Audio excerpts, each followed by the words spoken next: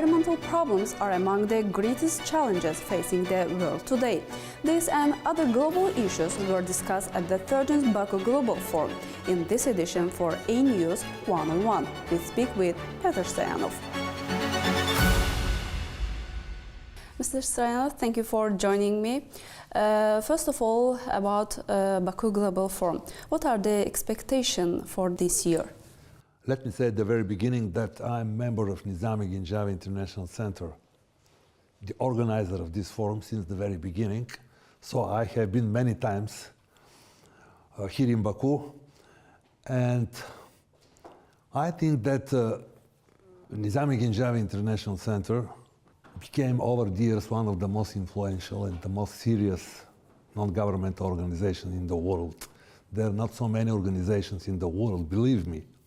I have a great experience in that organization, which can attract so many interesting acting and former politicians, leading intellectuals, analysts, journalists, etc. So this forum is extremely important, Baku Forum, especially in the face of what is happening around us. We're living in a very fractured world. We're living in a very, how to say, difficult times for all of us. For example, your own country, Azerbaijan, one war in Ukraine, one war in Iran. We have to be extremely careful about that. Because of that, I think this forum is extremely, extremely important for all of us and for the international community as a whole. And in this situation, how can a balance be maintained at the both regional and global levels? And how can the escalation of tensions be prevented? This is the most difficult question. But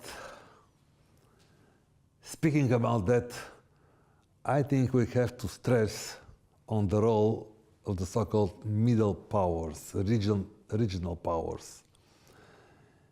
Because in the past, the so-called great powers had their own policies towards our regions. And most of the countries, like my country, for example, a small country I'm speaking about 100 years ago, we felt as a toys in the hands of the great powers. Now we have to think about the role of the middle powers. First of all, because they're respected in their own regions, because they share same culture, same history with the neighboring countries.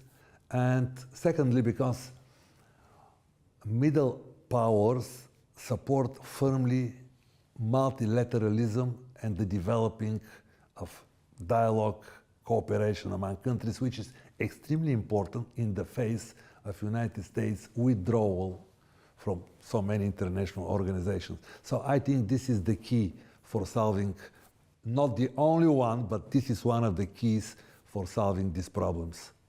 And finally, climate problems. What are the expectations for this year from Turkey, COP31? COP29 had a great success. Congratulations for Azerbaijani leadership and for the organizers of the forum. But very frankly speaking, now we are in a completely different situation. Can you imagine only 6 months after the latest COP, which was held in Brazil, Belém, now we have a discussion, a panel discussion, how to keep COP alive. How to keep COP alive. Why? Because we have so many wars around us. Because when you have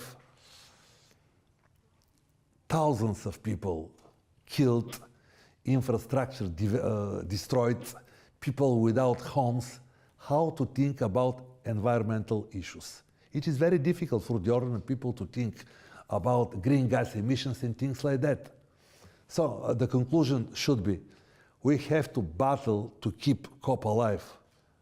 But first of all, we have to battle to stop wars, because having wars and instability, we cannot think about cooperation among countries, we cannot think about multilateralism, we cannot think about environmental issues, and this is extremely, extremely important.